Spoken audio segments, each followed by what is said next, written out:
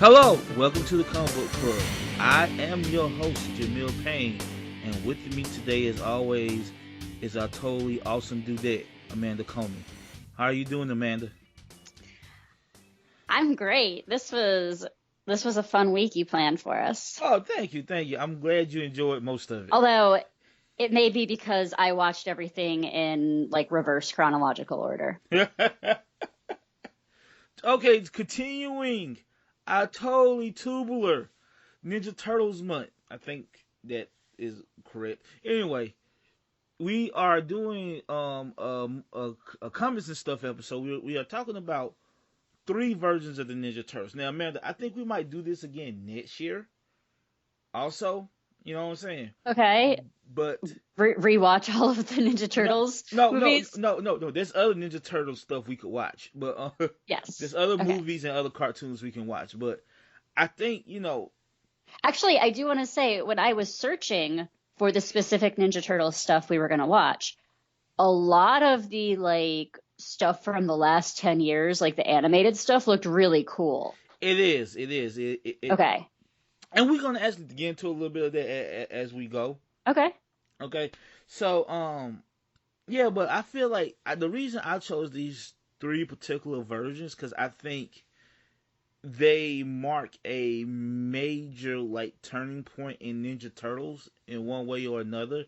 You know, you got the original '87 cartoon with kickstarts everything, the original movie. You know what I'm saying, and like the reboot movie. You know, so I feel like these three things are really important in Ninja Turtle history. Some for good, some for really bad, and I just think we should take time to talk about all of this stuff. I think we're gonna go in order. So Amanda, we're gonna start with the 5-part pilot, basically, of the 1987 Ninja Turtles. Amanda, what did you think of it? Um, okay, so first of all, the theme song, the opening, absolutely brilliant, iconic. Uh, I can't think of anything else that tops the Teenage Mutant Ninja Turtles everything. Just the first like minute is perfect, right? Like I knew the theme song and the opening without even remembering ever watching the cartoon. So I just want to I mean, in a time where like people were like, "Wow, the Game of Thrones opening is really impressive." Like, I feel like modern television went through a period of time where people didn't care about the opening, and I love it. You know, when they take some time with the putting together the little clip show at the beginning that goes with the music, and it's catchy, and I just want to see all of those studio musicians getting regular work. So this is a fun fact. TV mogul Chuck Lorre wrote that song. Nice. The creator of the Big Bang Theories, Two and a Half Men, among other things. You know what I'm saying? He Hey, like this. lowest common denominator works. Yeah. Wow. Wow. Oh, Wow. well, I mean, it's like, it's like Britney Spears is popular for a reason. So Amanda, so the theme song. What else? What else did you notice about the '87 show? Um, I thought it also seemed bold to have the initial point of view character be an adult woman, Yes. especially for something where, you would assume that the target demographic is little boys. I think it is very cool that it's an adult woman with who has her shit together. Also very similar to like Ghostbusters, right? Like April O'Neil gives off kind of a like Dana Barrett vibe. Right. Right. Right. Um, like an adult woman has her shit together is sort of a sometimes possible love interest, sometimes sister type character, sometimes mom type character. Mm-hmm. Which I mean, honestly, that's a lot for any one woman to aspire to. So maybe that's not a super helpful female character to have for her to have be all of those things at once. Um, but I was really impressed by how important she was right off the bat. And I was also really impressed with like the the yellow speed suit Yes. with like the white high heel boots. You like those? You like that suit, Amanda? You like that? I'm ready to cosplay some classic April O'Neil. Like that looks, it's a look.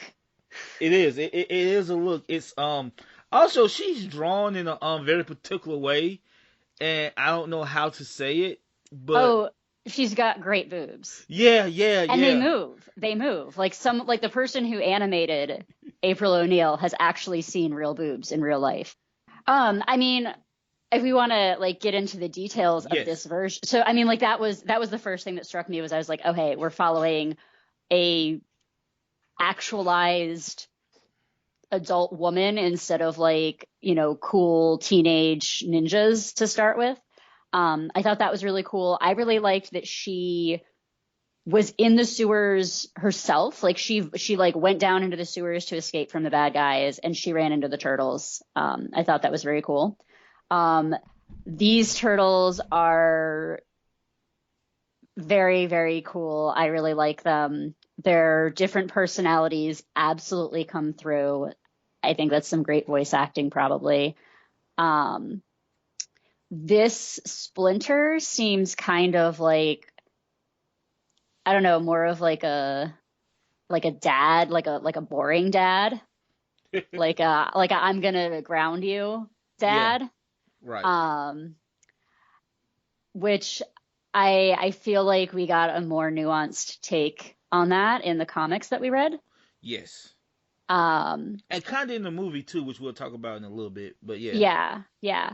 Um, I loved seeing a little bit more of like Shredder and like his underground tank thing and his relationship with Krang and like him interacting with his subordinates. Like I thought there was a really good amount of that. I feel like the other iterations of what we've read have been more turtle focused. Right.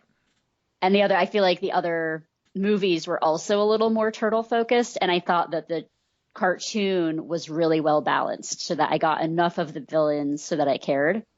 Well, because they got to sell toys of them. It's not a bad strategy. No, it's not.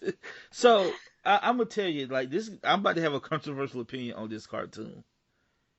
Do it. Clearly, I love this. Clearly, I love Ninja Turtles. Clearly, I love Yeah. this cartoon. I was there for ground zero when this came out.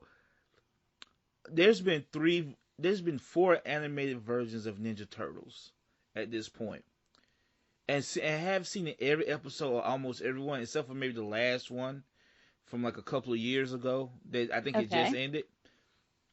So all the three that I've seen, this is actually my least favorite version. Interesting.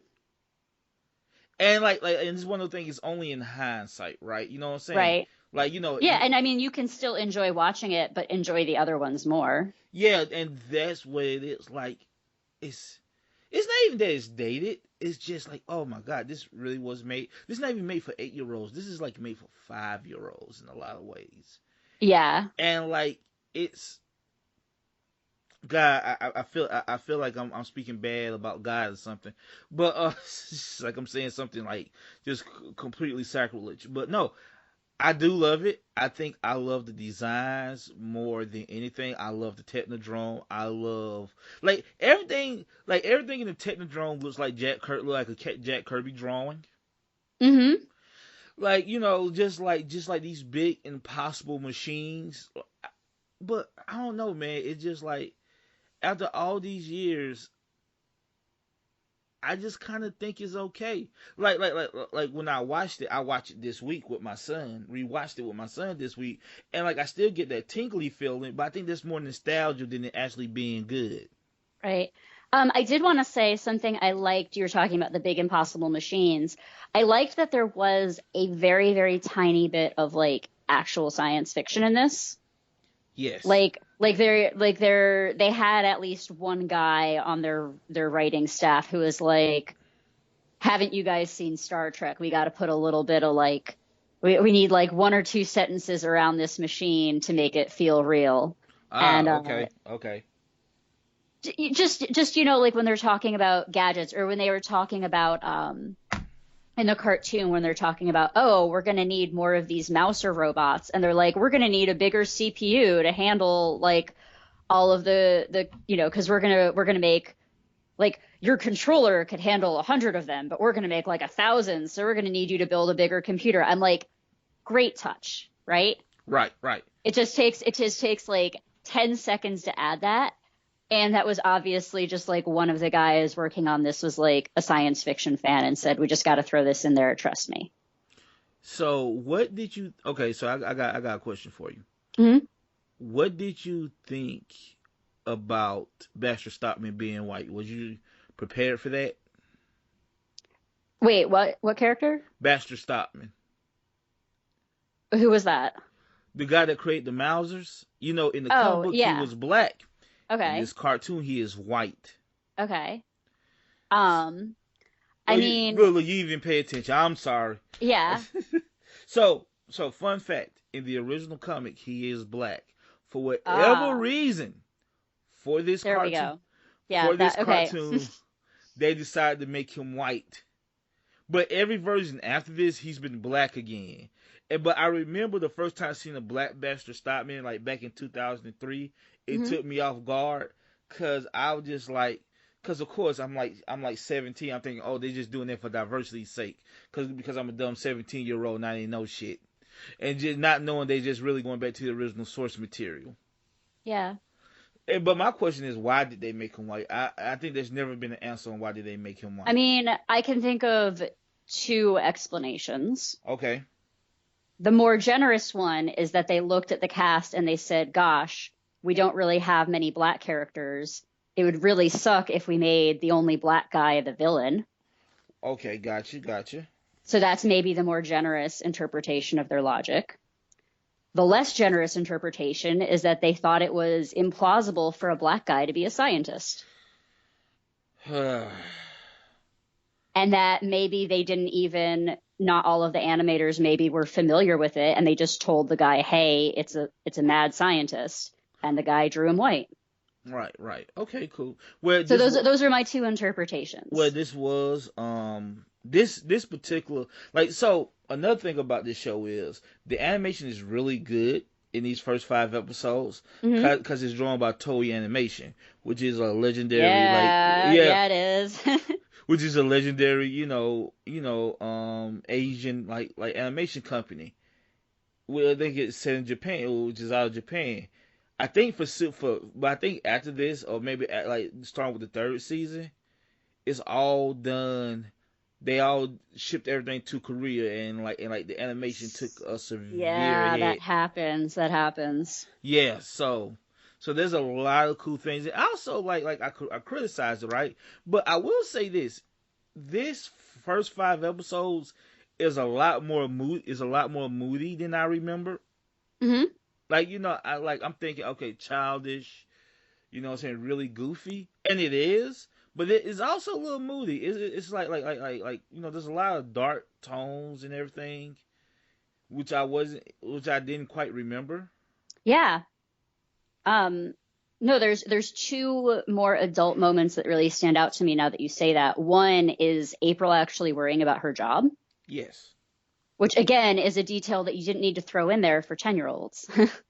And then the other is when they're talking about, and we should get into the origin story a little bit, but when they're talking about having the technology to make Splinter human again, Yeah.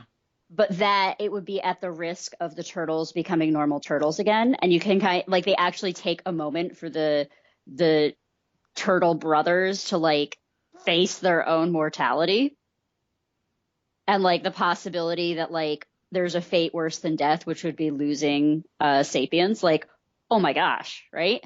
Right. Also didn't need that in there for babies, but they did it anyways. Also, gun toting grandmama for some reason. Yeah. Yeah. Yes. She pulls out the chopper. I'm like, whoa. I chalk that up to people say that New York City used to be a lot rougher. Yes. Yes. And like, you know what? That's kind of this New York City. Despite it's being like a goofy kids cartoon, this New York City definitely does seem kind of rough and gritty. Yeah. There's a little grit to this. Now, it's not a lot. That comes in the movie, but there's just a slight bit of grit that I didn't quite remember. And I think eventually that goes away. So let's.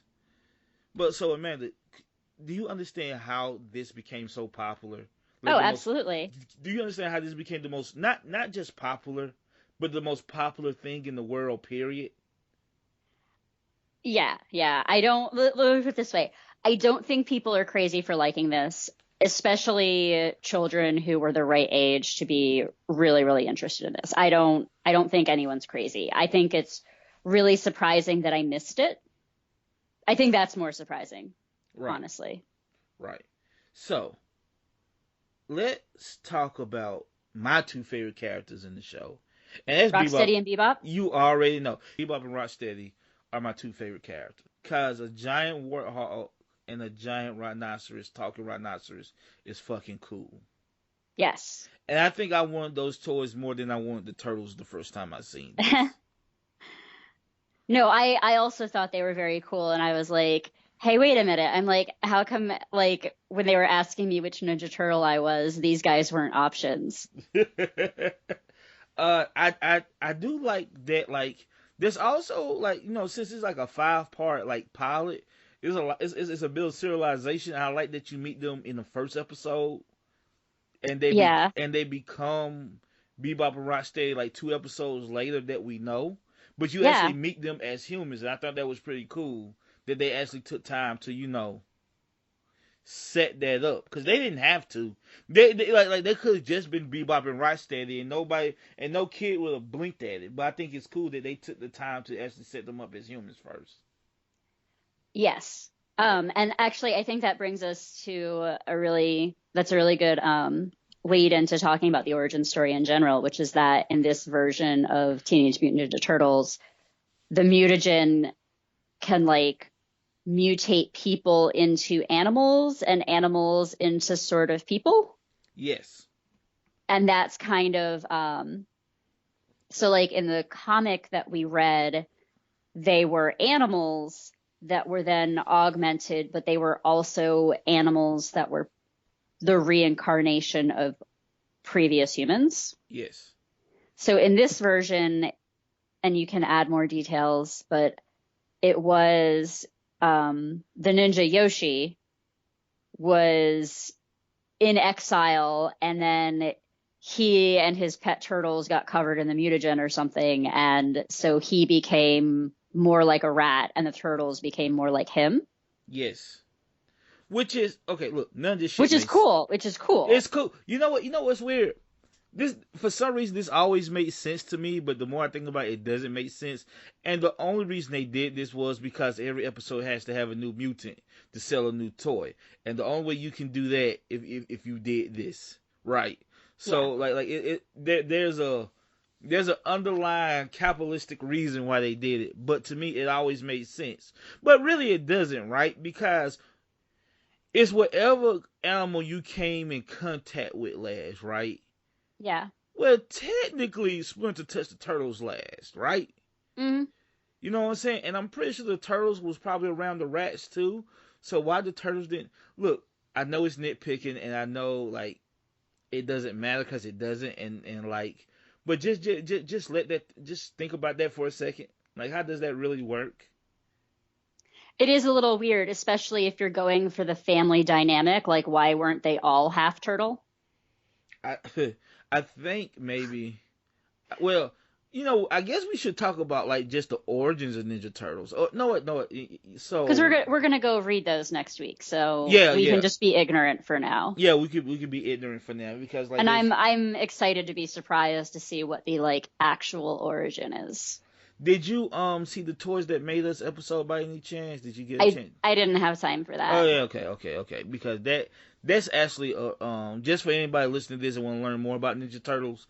It just doesn't talk about the toys. It actually goes into the deep history and backstory on the two creators that created Ninja Turtles for the comic. You know what I'm saying?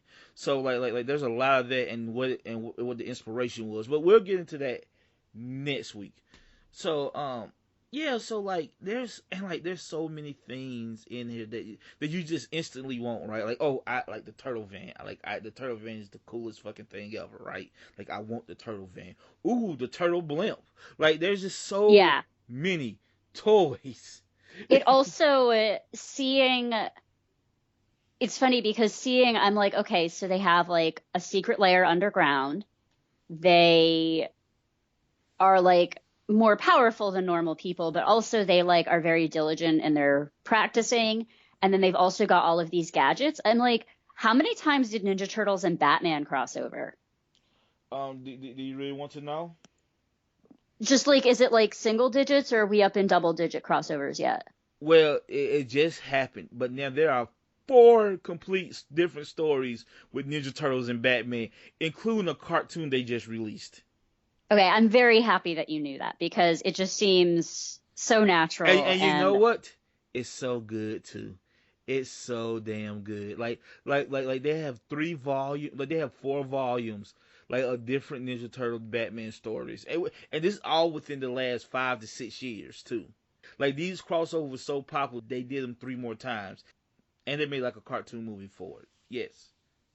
okay. All right, good. Just making sure because, otherwise I would just not show up one week and you'd know where I was. I would be making all the money with my Batman Turtles crossover. Amanda, Batman versus Shredder. Yes, please. And I'm gonna leave it at that. Yeah. Um, yeah, so I mean, I actually watched these out of order, and so I was really surprised. I don't think I would have picked up on Vern as an important character from Right. watching the cartoon. Um, but again, things that you didn't necessarily need in a children's cartoon, and also things where there's a generous interpretation and a less generous interpretation.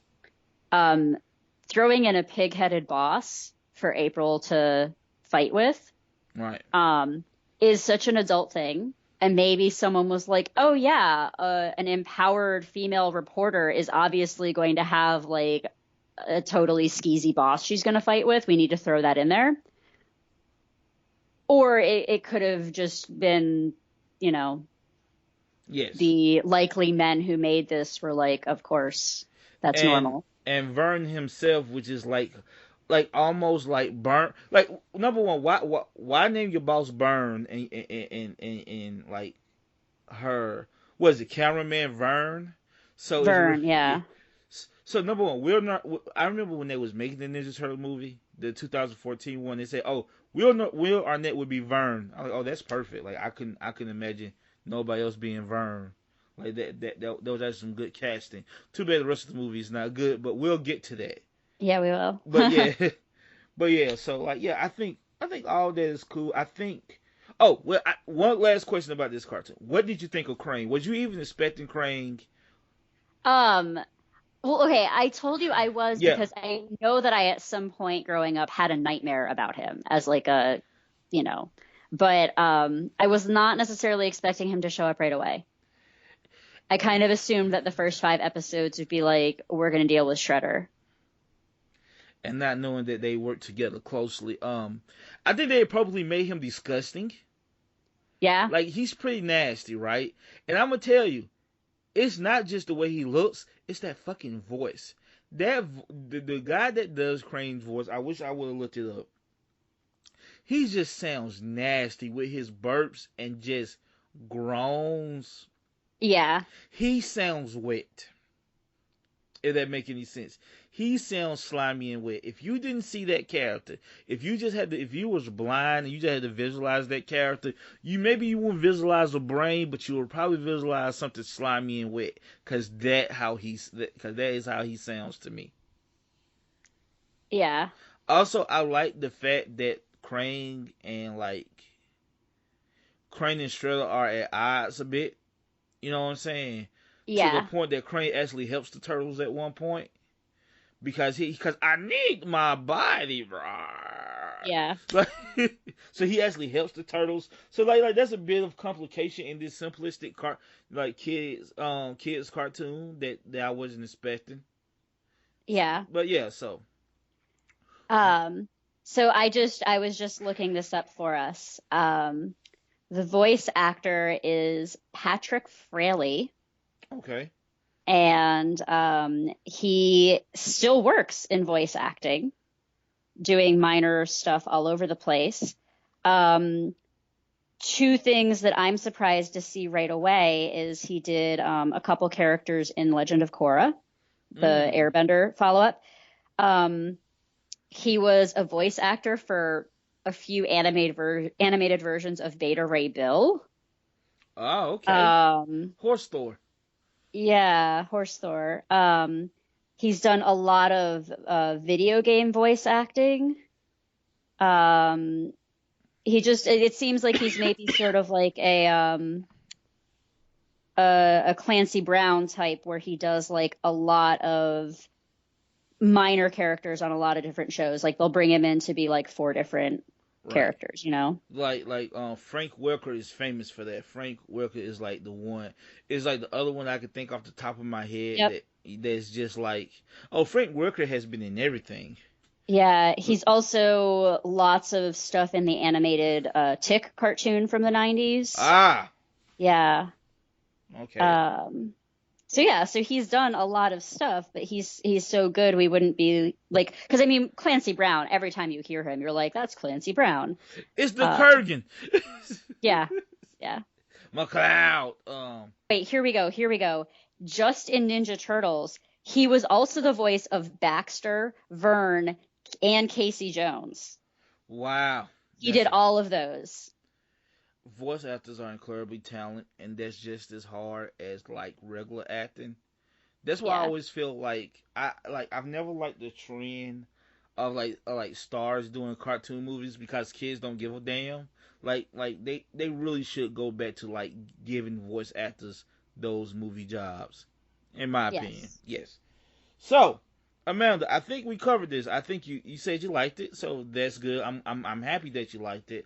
And, you know, like I said, I still enjoy it. My son still my son is 11. He still enjoyed it. He wanted to watch more. So like so we watched a few more episodes after that. So it's good to know that Ninja Turtles in '87 still holds up at least a little bit. Yeah. Yeah. So look, I just sent something to your Facebook Messenger. I want you to look at that because we're gonna talk about that first. Okay. That poster, right? That poster. Yeah. Okay. We are now going to talk. This is where we segue into the 1990s Ninja Turtle movie. There's a famous poster of Ninja Turtles, of the Ninja Turtle movie that I just sent Amanda, where it just says Teenage Mutant Ninja Turtles, and you just see their four faces peeping up from a sewer. The movie comes out in '90. Just walk with me here, right? I'm Yep. 5 years old, almost 6. Okay? I've been watching Ninja Turtles since '87. So I'm 3. I've been watching Ninja Turtles since I was 3 years old. Before this movie came out, Amanda, I used to stare at this poster Yeah. and just imagine what the hell this movie was going to be. And every time I look at it, I still have that feeling, even though I know what the movie is. But I just used to stare.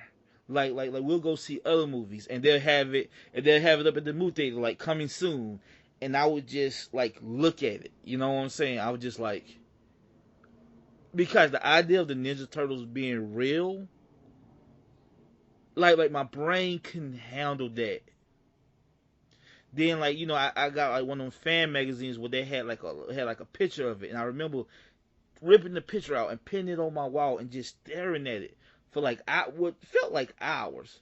Just imagine what this live action Ninja Turtle movie was going to be. Cause in my mind, I didn't even know how this was going to do it. I just thought maybe they had real turtles, cause you know I'm 5. I Yeah. don't know, but just the excitement around that movie, it just my brother got me out of school early so we could go see it, Wow. because I just couldn't take it anymore. I've been staring at this poster, and it was almost too much the closer it got to this movie coming out. Just for the movie. Yeah. The movie itself blew my damn mind, because whatever I thought, I was completely off. So, Amanda, I always start with you. What did you think of the 1990s Ninja Turtle movie? It was so much fun. Okay. And I really, I mean, I liked this version of the Turtles too. I feel like they were pretty close to the cartoon, except I would say that this movie definitely cements in my mind the idea that like Raphael is the aspirational turtle. Like everybody wants to be cool like Raphael. Right. I feel like the cartoon pilot that we watched was a little bit more balanced and also maybe was a little bit more into like letting Michelangelo make the joke and like, you know, letting Donatello do cool gadget stuff. I feel like this is the point where it would be like Raphael's the cool one. Right. So I feel like that was a little surprising in this. Having Casey Jones in there was interesting. I do have a question about Casey and April that I want to ask you at some point. Okay. Um, but no, overall, I thought it was really cool. Um, Great job. 1990s, you followed the movie formula and you didn't screw it up and you made the turtles look good on screen. Like they still look really good in the costumes and stuff. Those costumes. This is the last thing Jim Henson worked on before he died. Yes. And actually, when you see Splinter, it is so obvious that that is a Jim Henson Company thing. Yes. Like it's just, and he still looks so good. Like you actually, when they like have Splinter chained up, like you actually feel so bad. It's the It's eyes. so upsetting. Yeah, the eyes. But yeah, no, the practical effects and everything were very cool. It was the right mixture of like they were like, oh, like we're not going to convince you that these are really turtle human hybrids because that's like not even a thing. We'll go like a little cartoony with it and you'll be fine. Like your brain will fill in the gaps. It's cool. Yeah. Yeah, it was so much fun. I would watch it again. So let me tell you. Of course, I love this movie as a kid, right? So when Ninja Turtles had its resurgence back in 2012, of course I got my son into it, right? And Yeah. like I got him into it hardcore. So around about 2013, 2014, I was like, you know what? I think it's time for you to watch the Ninja Turtles movie. And at this point, I haven't seen this movie in years, right? I watched this movie. I'm like, oh my god, this movie is fucked up in the best way possible. And it brought back all those memories as a kid. To me, this movie is nothing like the cartoon. It Okay. is absolutely nothing like the cartoon, and it's better for it. This movie, like that's the thing, right? It has elements of the cartoon, right? The colored bandanas, the love of pizza, but all that shit seems almost ancillary. This movie is fucking gritty as shit and violent, and like somehow I forgot that. Like, just like this movie was so rough that Jim Henson didn't even like it. Mm. And for this, and parents complained so much that the second movie is considerably more goofier, like way more goofier than this movie Yeah. is. Like I was like, there's a scene where Raph is just in a coma for like 2 weeks. Like Raph gets beat damn near to death and thrown through a Yeah. window, and Yeah, and yeah. and I'm And they watching. just carry him around and they're like, I hope he wakes up eventually and like they're guilt stricken and everything about it. And look, Amanda, you gotta understand. So I'm watching this with my son, right? And he's like 6 or 7 at this point, and like I forgot that like the second act of this movie tape becomes like a small independent drama that take place on a farm. Yeah. Like it's insane to me that they got this movie made the way they did. You think some studio suit would have came in and been like, "The fuck is this?" Like, what the hell are y'all doing? Why are they on the farm? Why are their Why are footsteps all the grown-ups wondering which scene in between which two scenes did Casey and April hook up? right? What I don't know about, but yeah, I guess. I didn't think It, that it far. happened. It happened off screen at some point, and I'm trying to figure out exactly which two scenes it happened You in know what, between. Amanda? You know what? I just thought you might know. No, Amanda, I don't, because I never.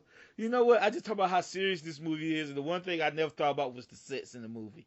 But yes, Okay, yes, maybe, Amanda, maybe it has to be after the massage, right? It has to. It feel like it was like the massage that did it. maybe. Yeah, yeah. If I had to take a wild guess, just with this, I was not expecting that from you, Amanda. But thank you. Uh, but like why are there like why are there like ninjas like open hand slapping women and telling them to shut Yeah, their mouth, which is like, oh, that's not cool, but like that's what a villain would do. But it's a villain in a fucking kids movie. Like that's supposed to be. Look, Raphael curses in this movie. yeah. That was mind blowing when you're like 5.5.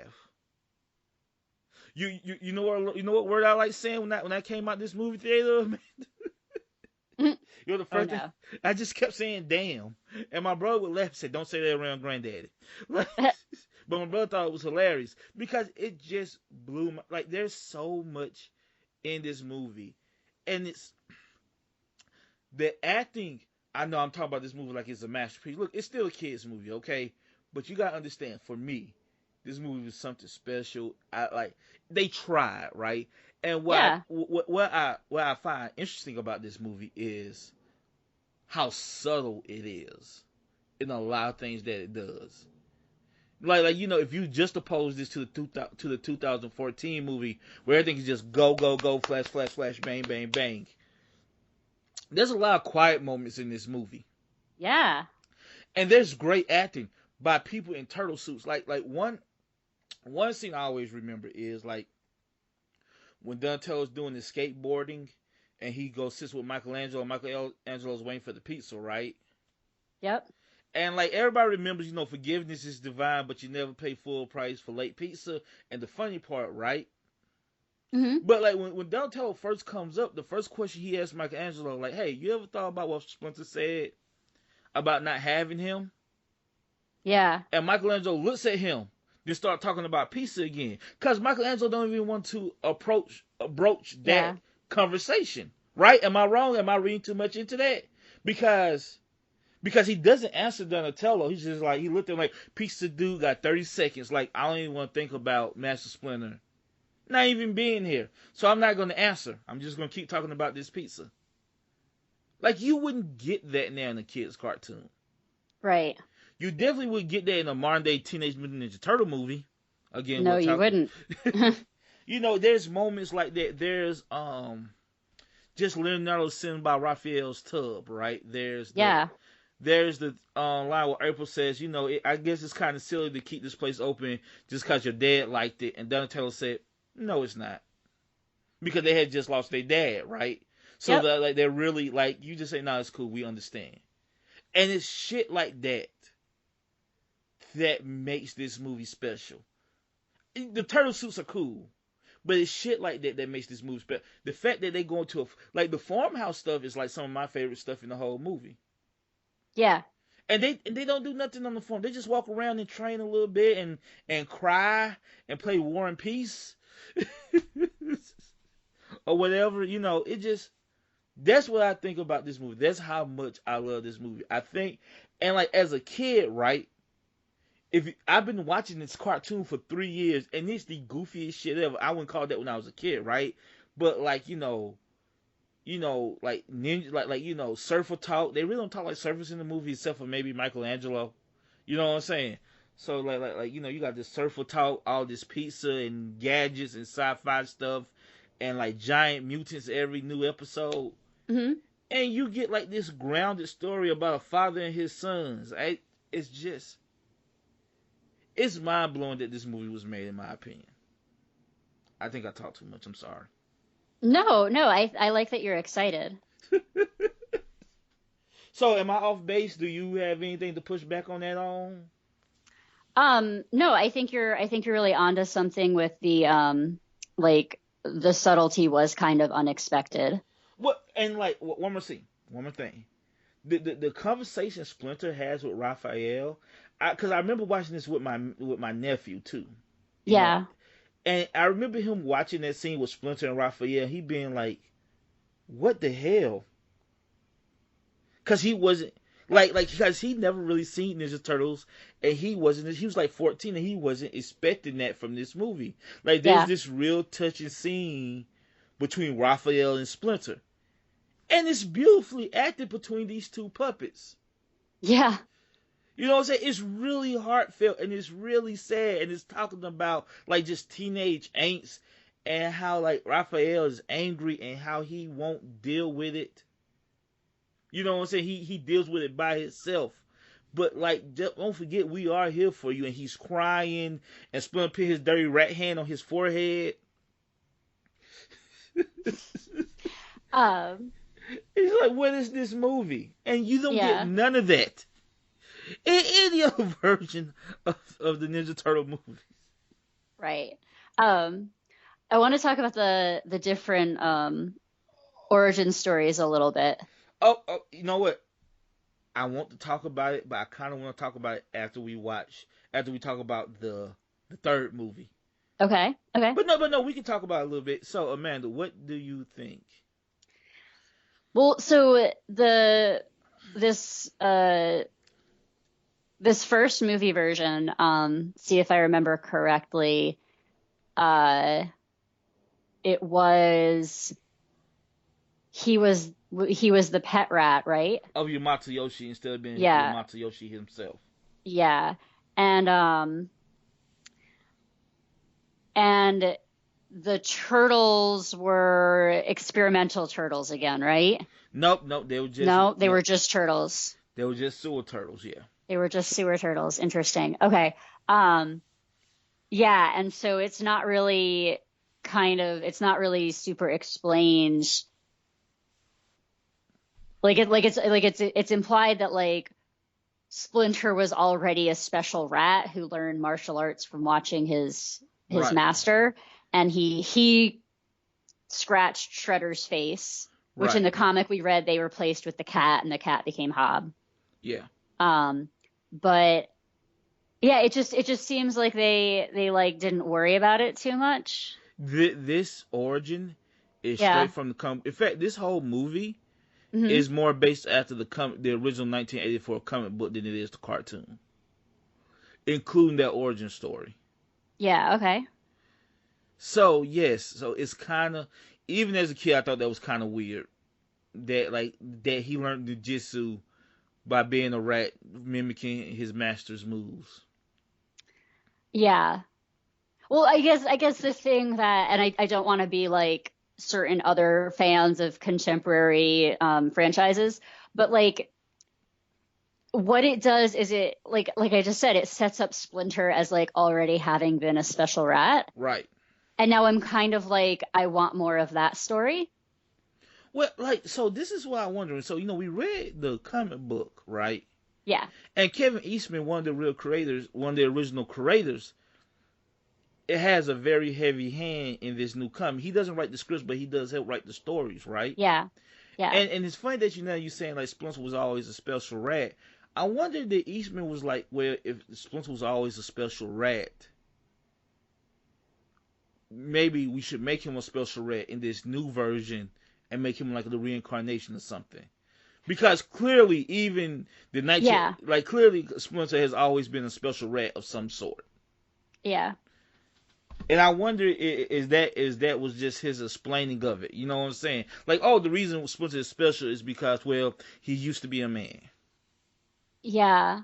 Yeah. Or I also was thinking that maybe he always had in mind some sort of deeper connection between Splinter and Yoshi and just wasn't quite sure how to get that across without impacting toy sales. Yeah. Yeah. Maybe this is almost like a like his personal headcanon was always that Splinter was Yoshi reincarnated, and then when he finally got a chance to just reboot it and restart the story that way, he went with it. Right. Um, So yeah, I think it, and like the fact that he was smart enough to like keep them as pets, even mhm. as a simple rat. kind of hints at that, right? Yeah. Yeah. Um. And, Okay. and the music just seems to work different. It just seems to make you bigger and stronger and smarter. It doesn't seem to like be has anything to do with human contact or anything. Right. It just seems to give you sentience.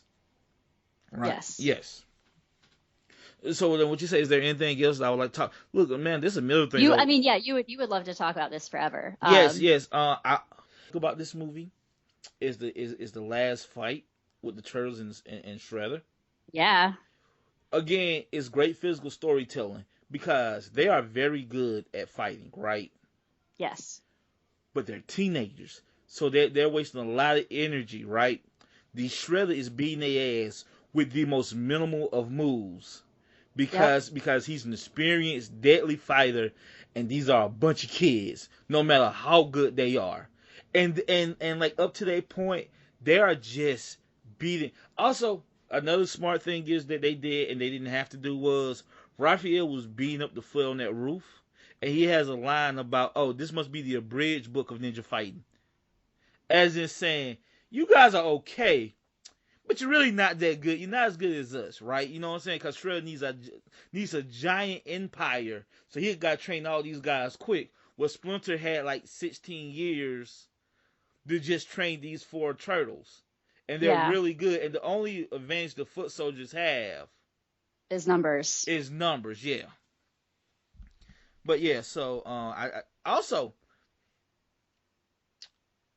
the movie and the cartoon starts the exact same way. And Mm-hmm. I didn't even notice that. I didn't even know that. They both start with April O'Neil talking about the crime in the city Yeah. in both versions. And like the lines are almost the same when they first meet the Shredder. And it says they both make like kitchen utensil jokes. The Yep. first time they meet the Shredder in both versions.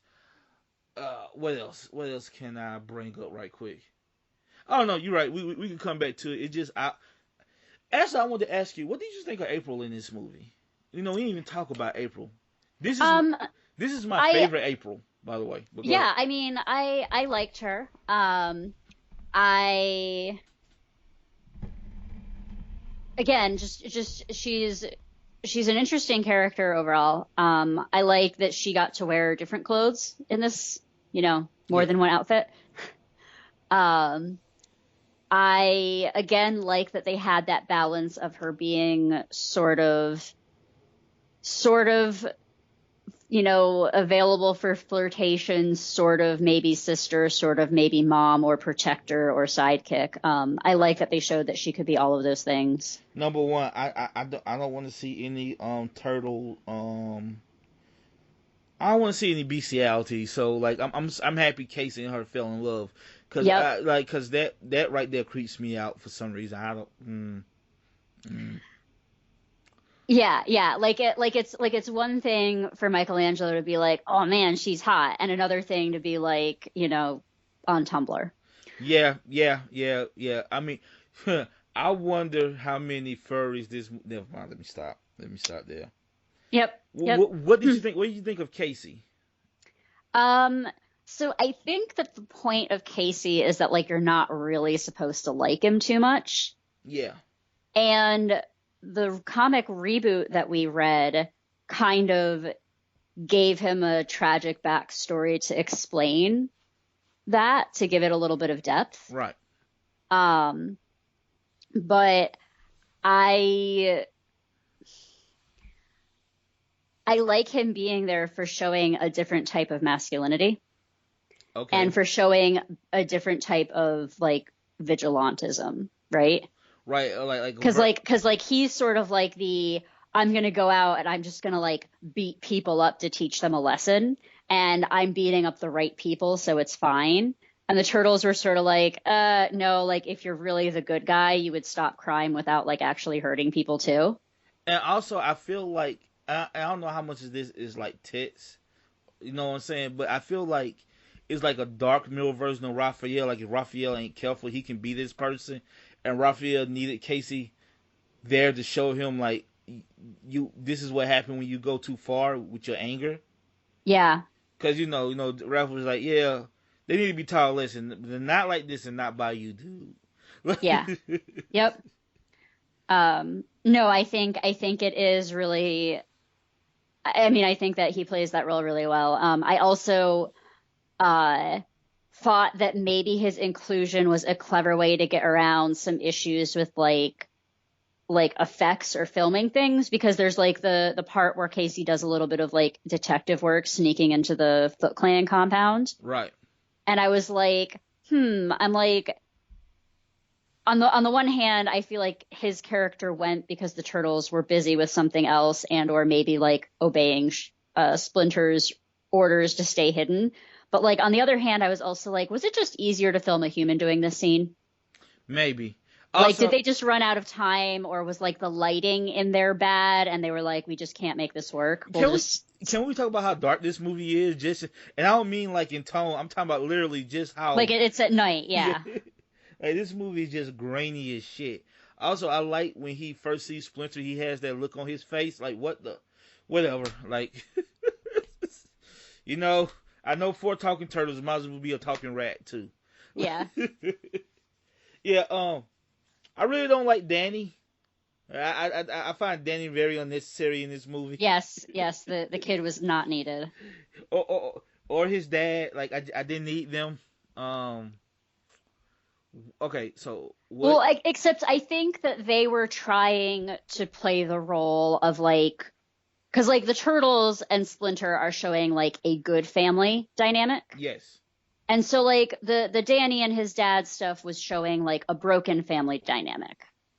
And so I think they were really like trying to go for that contrast. And that's what we're getting in the reboot comic. That's what they're doing with Casey instead. Yes. So Also, like I see where they're going with it, but it was like there's already so much good stuff in the movie. It was like not really needed. And okay. that kid was annoying. Yes, he was. Also, I guess we should talk about it. Shredder. What did you think of like this Darth Vader knockoff? That is exactly what I said when I saw him. I think I may have actually specifically said like he's some like weird mullet where he's like Darth Vader in the front and like Ronan in the back. Okay, okay. Um, but yeah, I was like, okay, I'm like, this guy is cool. Um, Man, he is really sharp. Literally, he is like those man. That shit look like it hurts if it hits yeah, you. yeah, um, He actually says, "I am your father." He actually yeah, says that. And like his little music, like when he walks up, hmm, sounds like a knockoff Imperial March a little bit, a yep, little bit. And also you have his sidekick Tetsu, who is really cool. I wish he would have fought a little bit more. And I like yeah, that his whole job is just to take the cape off his knives on his shoulder. Like they actually took 20 seconds to show that. I was like, yeah, okay. But yeah, I think Shredder was pretty cool. I think that suit, that's a great interpretation of that, like, of that design. You know what I'm saying? That's a great, like, yeah. big budget movie interpretation of that sign. Yeah, I mean, of that suit. Like, okay, last thing I say about this movie is the turtles. We talked about how they look, right? Yeah. I love the fact that they all look different in the face. Hmm. I love the fact that they like all kind of wet and like they have like imperfections and like marks all over their body like a real turtle, like a real reptile would have. Yeah. And Amanda, just seeing them, I want to go back to just seeing them in the flesh, quote unquote, in the flesh for the first time. My brain couldn't comprehend it. And there's only 2 other times ever that I felt like that. Okay. It's Ninja Turtles, Hmm. Jurassic Park, like Yeah. seeing like Jurassic Park dinosaurs for the first time. I remember the scene where like they're running from the Gallimimus, like kind of like the herd dinosaurs that they had to like hide under the branch because like he was like they swing around like birds and like they was like running between them. I remember my mama thinking those real animals, those like ostriches, and they just put like a dinosaur head on it because Yeah. in '93 they just looked that real, right? And they still look very good. Yes, they do. And Um, my third example, and you're gonna laugh at this, is Aquaman. Mm. Seeing Black Manta and to a certain extent Ocean Manta, Ocean Master, but seeing Black Manta like in live action in that big ass ridiculous suit, moving Yeah. around and fighting and like shooting beams from his eyes. Like my brain almost couldn't process it, just like those other two. Mind you, that movie is not as good as these other two movies, but just that interpretation, like wow, they did it, like they did it. Okay, it's not some crazy like off the wall like movie version. Like no, that looks like Black Manta. Like so, those are the three times that I've ever felt like my brain couldn't process. My brain couldn't almost process what they were doing with the special effects because it looked so good and so real. Okay, Amanda. Yeah. 2014 Ninja Turtles. Yeah. Okay, I have three sticky notes of notes. But Amanda, let's start with you. What did you think of the All right. 2014 reboot of Ninja Turtles? Okay. So, as you know, I'm sort of starting my own business right now, Yes. which means that I do a lot of like, honestly, the thing that kills me the most is I get so many like emails that I have to reply to. And they should be quick things, but because I'm new to this, I'm like kind of overthinking everything. Mm-hmm. So I was like, okay, I'm going to put this on and I'm going to answer like, one or two emails while it's getting started. And like, I'm sure I'll get distracted by the movie and then it'll be fine. I couldn't get into the movie. And suddenly I looked up and I was like, oh, the movie's over and I'm still just like doing kind of like work stuff. So then I put the movie on again later that day to try and like actually sit there and make myself watch it. Mm-hmm. And like I kept getting up to like go get snacks or like go to the bathroom or like play with my cat. Like I could barely pay attention to this movie. The only time I consistently looked up to watch the movie was every time Will Arnett spoke. Mm. I heard his voice and was just like, hey, something that actually is interesting to listen to or watch is going to happen for, the next minute.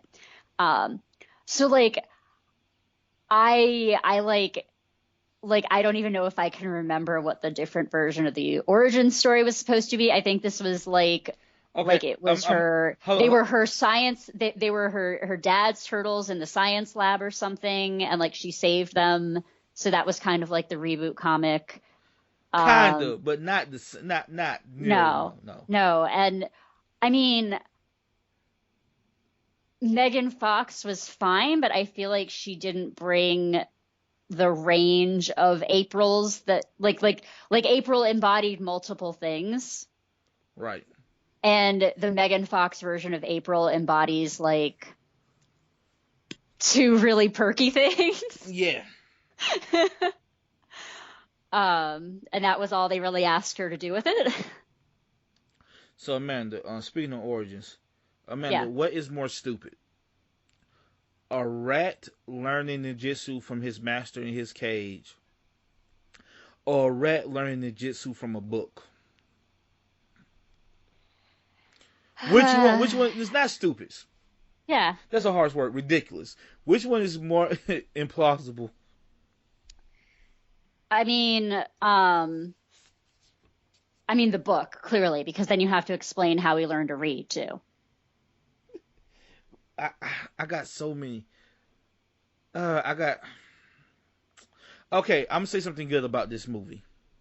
Okay. There's two times this movie comes to life. Mm-hmm. It's when he's telling that origin story and their little kids listen to Holla Back Girl and they're dancing. Yes. I was Yes. like, okay, that seemed like some Ninja Turtle stuff. And the only other scene is the elevator scene. Okay. Do you know what I'm talking about? Did you even pay attention enough? I think so. When they start beatboxing? Yes. When they going up to fight Shredder? Yep. And like, the MC Mikey. Yeah. And then he's like, and then finally Donatello's like, I'm going to clang the sword. I'm going to go with it. Yeah, Leonardo started playing. Yeah, like it started off with so it starts with Mikey, then Raph of all people then Dunny in the back, then Leonardo's like, okay, I guess I start clinging this, and they just rocking out. Yeah. That to me feels like Ninja Turtles. That Yes. feels like, okay, that's cool. That's the Ninja Turtles that I know. Right. And I looked up for that scene somehow. Yes, that's the. But man, I don't even know where to start. Look, I got notes. Okay, number one, the movie is an incoherent mess because they had to do a million reshoots for this movie. The white guy was Hmm. supposed to be Shredder, Okay. and then people complained like, you are not making this white dude Shredder. So they had to invent a whole nother Shadow Shredder to to become like the Shredder we know. Okay. So they had to reshoot all that, add a whole new guy for Shredder. You know what I'm saying? Because that's why he's in that giant Met suit, because he's supposed to be like some skinny white dude in there. Mm. You know what I'm saying? Yeah. Okay. That explains that a little bit better. Okay, so another thing is the motivations make no sense in this movie. This guy is clearly a billionaire Yeah. who has a castle in upstate New York. And they ask him, why are you doing this? He says, so I can become stupid rich. And I'm looking like, that makes no sense. That literally makes no sense. So clearly there was something else there that they had to take out or rearrange. And that's the best they could come up with now. And because of this, right? Because they actually made Shredder a whole separate person, you could make this dude Baxter because he basically functions the same way Yeah. Baxter does, right? Yep. But that wasn't the plan. The plan wasn't to have a Baxter. There But they, was no plan, yeah. is the problem. Okay, so here's some of my notes. Okay, when Splinter told him what happened in the lab, he said, yeah, your your dad set fire to the place. And my note was, why would you set fire to the lab with your daughter still inside?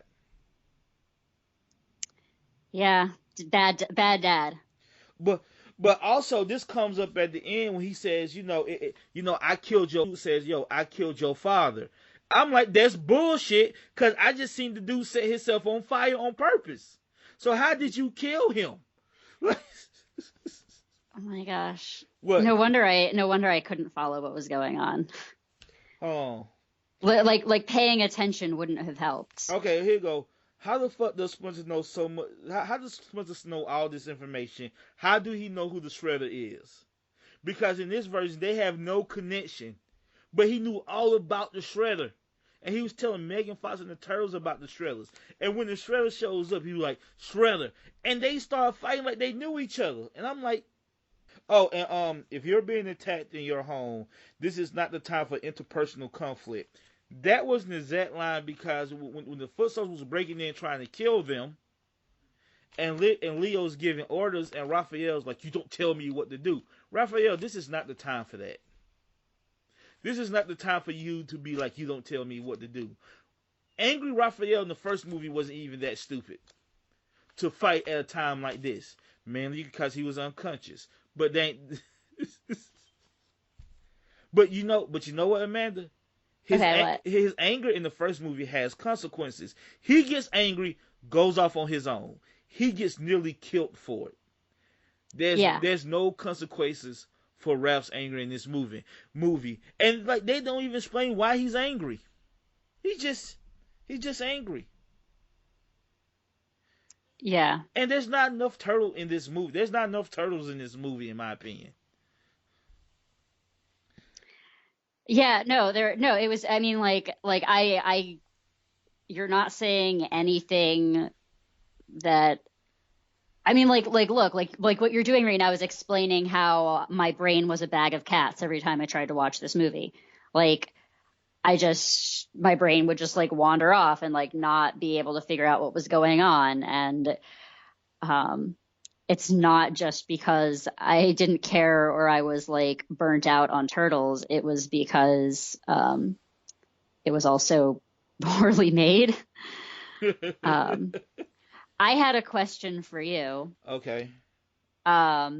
which was, this is kind of related to some conversations we had, maybe a little bit like when we were talking about Dragon Ball Z. Mm-hmm. But sometimes green alien type characters get coded as black. Right. And I was wondering if, like, particularly in the Michael Bay version that we watched last, if like any of that like came through for you, or if it was just a shortcut of being like they're cool teenagers and Hollywood also like does black people they're cool and it just like overlaps that way. Well, I could tell you in the 1990 movie, Yeah. we all said Raphael was black. It was a white Italian dude, but like yes, in the 1990 movie, we all coded him as black, Okay. kind of like we do with Piccolo. Yep. Yeah, that's where I was going with it, where I was In like, this version, sometimes the green outsider character is just like you read them as black instead. well, it doesn't help that he has like a do rag on for his Yeah, mask. yeah. Yep. Yeah. I mean also, that, but He gotta get them turtle waves just right. He gotta get them turtle waves spinning. I just, oh boy, like look, it seems in general that this version of Ninja Turtles had a hip hop like slant, but I'm okay with that just for the simple fact that like just hip hop rules the world is the most listened to music ever at this point. yeah. It overtook rock and roll, so I really have no problem with like Mikey, talking a little bit of hip hop or like them being like slightly like look. Well, yeah, that's what I was trying to get at was I was like, that may just be me as a 35-year-old white woman going, oh wow, cool teenagers. Surely they're black. Like I don't know how much is that. Well, no, not even, but just like like these kids grew up with hip hop being the Yep. main form of music. While when we was kids, it was like rock and roll was, you know what I'm saying? Hmm. Like grunge and shit like that was like Yeah. kind of like the main music, right? And hip hop was like a close second, but it was still a second, you know what I'm saying? But like if you made a movie now about kids liking rock music, it would be weird, black or white, because Yeah. kids just don't listen to rock music. Yep. So them being slightly hip hop influenced never really look. This movie is Michael Bay produced, okay? Yeah. Mud Flaps and Skids and Transformers 2 is way more offensive. I don't find this offensive because again they're not necessarily talking and acting black. They just kind of have like a slight hip hop bent to them. You know what I'm saying? Yeah. Where like Mud's Flaps and Skits looked like monkeys and couldn't read and had gold teeth and like talked like. Have you ever seen Transformers 2? It's really terrible.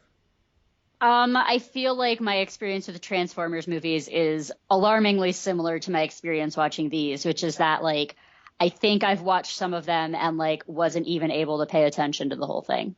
Mm. Okay. Well, you're not missing much from those Michael Bay movies, but this Yeah. does feel like a Michael Bay movie. This does feel like a Michael Bay produced movie. Yes. Yes. Oh god. There's something else I want to talk about. Oh, I don't like this trope in movies, and I never had I don't like awkwardness to begin with, but I don't like when people act stupid in movies. Okay.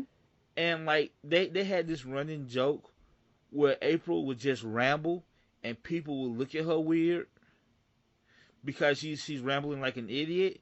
Then she'd be like, "I Hmm. don't understand why nobody won't take me serious," and I hate that. I hate that as a trope. Like like you say these things out loud. Like you're gonna tell your boss Whoopi Goldberg that yeah, there's giant turtles. Yes, she's fired you. What you thought that outcome was going to be? Yeah.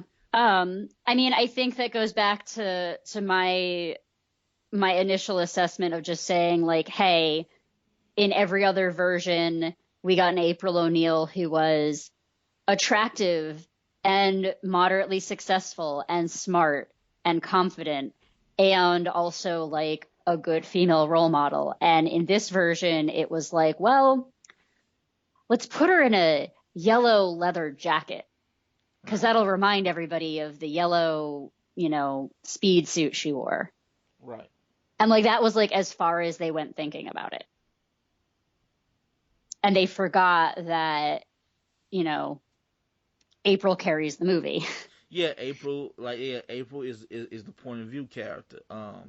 But yeah, just that whole rambling thing and people not taking her seriously and her being shot by people not. You're saying there's giant turtles doing karate in the city. Of course, no one's gonna take you serious. Be smart. Like, you know what I'm saying? She's just not smart. Yeah. So, let's talk about the turtle design and how horrifying they are. Uh-huh. What do you think about making them 9 foot tall ninjas I thought it was unnecessary. that break shit when they land? Yeah, I thought I thought it was it also seemed, I don't know, it just seemed a little inconsistent with the scale all over the place. I don't know. It just seemed like it reminded me of 90s comics where they Yeah. were just like, "Oh, okay, so like we'll just turn everything up to 11." And it was like, "No, like the Ninja Turtles were already from the 90s. Like you didn't need to make them bigger. You didn't need to make their outfits cooler. You didn't need to Oh, you can't crank 11 up to 11er." it left nerve. And like just over design, like swords and hookah shells, and just like they got, and like I can't believe I'm saying this. It is 2000. It is 2020. Well, this movie came out in 2014. Why does Donatello have glasses with tape in the middle? Like, is that really still a thing for nerds? Like, is that really still like a trope? Like, there's been like 8 other iterations of the Ninja Turtles where Donatello has been a smart one, and neither one of them ever thought to give him nerd glasses with tape in the middle. Yeah. No, it looked like they were like it looked like they were, you know, in Office Space where she's like, "How many pieces of flair do I need to have?" Yes. And it's like somebody in the design department was like, "Every turtle must have 50 pieces of flair." And the animators and designers were just like, "Shit." Like like how much junk can we cram onto these guys to fulfill our quota so that we don't get fired? Right. Right. Right. So, so this is an interesting fact, right? When this trailer first premiered, the turtles did look slightly different. They looked way more human in the face, Hmm. and like they actually had to redesign them to look more turtle-like, because the original pitch was that they wasn't even mutants; they were from space. Oh, okay.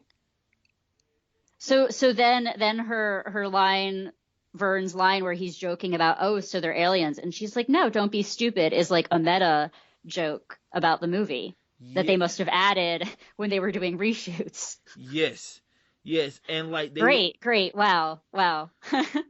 they looked way more like, look, they already giant monstrosities, so they were giant monstrosities with like more human faces.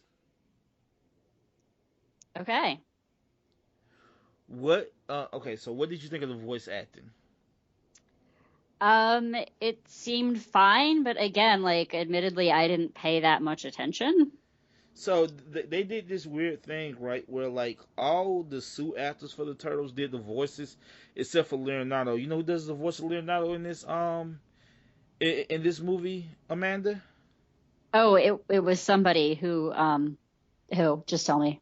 Johnny Knoxville. Because Hey. Johnny Knoxville Totally screams. relevant.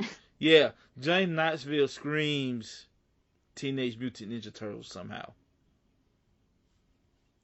I He screams Teenage Mutant. huh?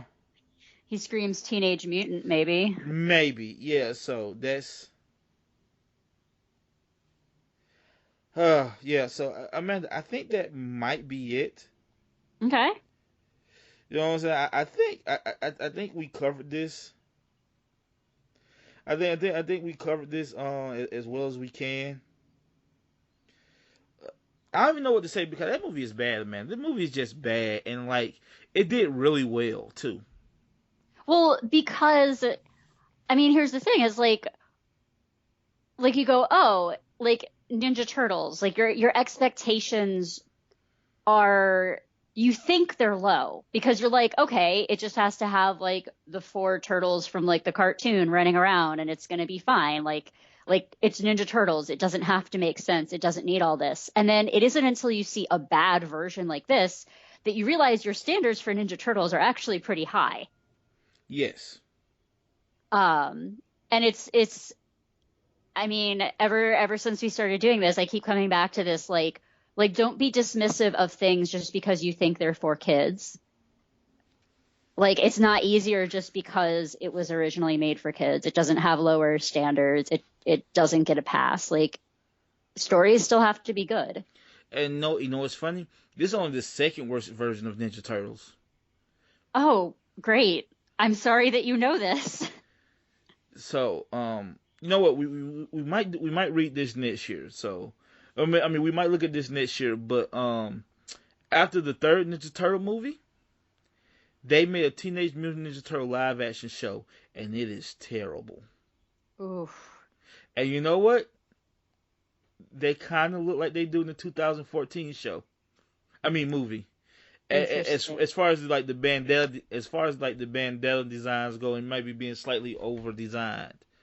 But yeah, so yeah, this you're right. You don't realize how high your standards are for something until you see oh you can mess this up.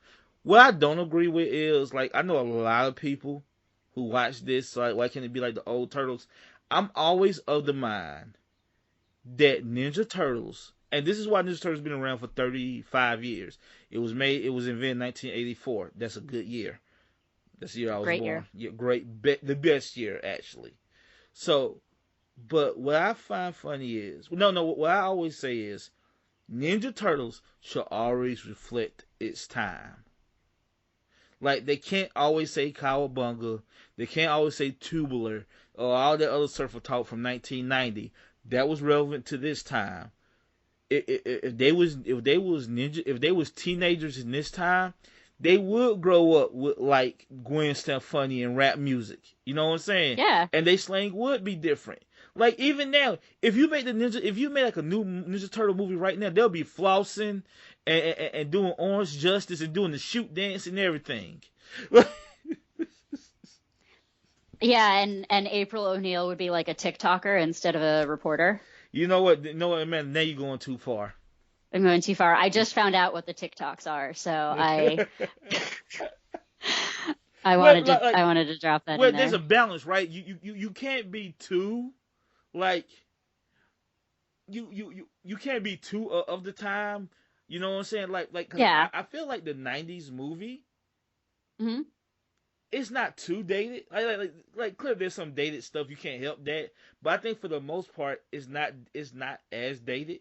You know Well, what I'm and saying? you didn't have to remember like specific events from the 90s to understand it or specific jokes. You just had to be kind of like aware of the era. Right, Yeah. exactly. Right. So, Amanda, would you recommend the 1987 Ninja Turtles cartoon? Yeah, I think I would. Would you recommend the 1990s Ninja Turtles movie? Yeah, definitely. Would you recommend the 2014 Ninja Turtle movie? Um, maybe if you needed something to help you focus on your work more. Maybe if you had some emails or some laundry you were putting off and you were just gonna be like, hey, it's either watch this movie or finally fold those towels. You put this movie on and suddenly you go, those towels are damn interesting. I'm gonna take care of You that. know what? That's like a damning like statement about the movie. You'd rather do mind numbing work than watch it. Yeah, I would rather do my homework than watch this movie. So man, like we got one more episode of Ninja Turtles month. What are you thinking of the Ninja Turtles as a whole? Like as this giant mass media property? I am really loving getting into this. I mean, again, I think it's implausible to me. Like, I don't understand how I missed it.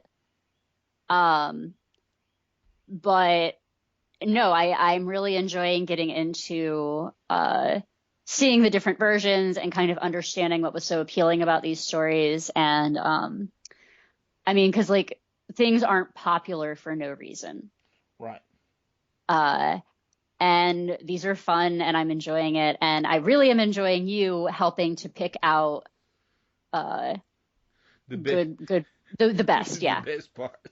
yeah, I mean, look, if this show, if nothing else, is about curation, right? yeah. Yeah.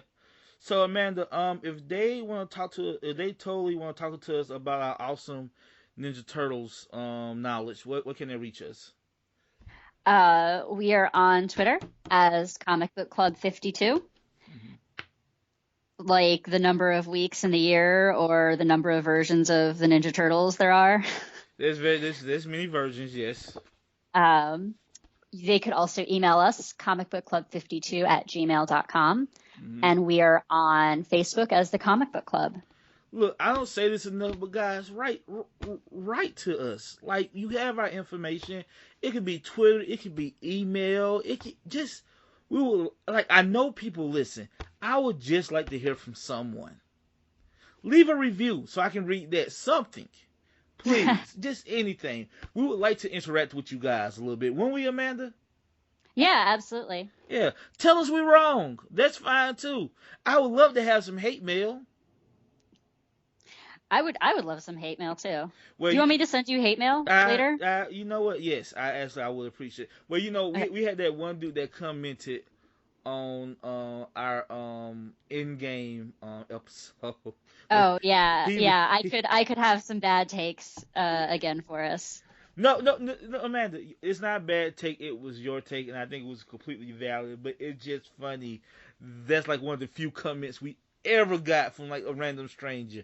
Like, I just can't stand Amanda this episode. And I remember showing you that and be like, hey, yeah. Amanda, ain't this cool? I'm like, damn, I ain't think about it being like messed up for you. Cause I was just thinking from my point of view, if someone wrote me some hate mail, I would be excited. But I didn't even think about how you might would have felt. I mean, I was used to it from the movie show. Okay. Good. It didn't even matter if my opinion was the same as Dan and Marty's. It was wrong for me being a woman. Well, there is that one guy. Never mind. I know exactly who you're talking about. All right, we're done. Bruh. So, Amanda, what are we reading next week?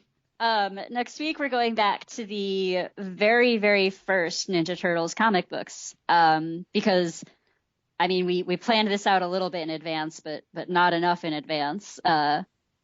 So we either gonna read 7 or 11 issues. We haven't decided, but let's just say 7 for right now. But I think the first 11 like told a story. I believe, because honestly, I'm going in completely blind on this one, Amanda. Yeah, no, this will be fun. I like this. Yeah, so that's what we're reading, the original Eastman and Laird comics next week. All right, dudes and dudettes, I'm the totally radical Jamil Payne. And I am the totally tubular Amanda Comey. And we are out. COWABUNGA! Turtles, heroes in a half shell. Turtle power. They're the world's most fearsome fighting team. We're really hip. They're heroes in the half shell, and they're green. Hey, get a grip. When the evil shredder attacks, these turtle boys don't cut them no slack. Teenage Mutant Ninja Turtles. Teenage Mutant Ninja Turtles. Splinter taught them to be ninja teens. He's a radical rat. Leonardo leads, Donatello does machines. That's a fact, Jack. Raphael is cool but rude. Give me a break. Michelangelo is a party dude.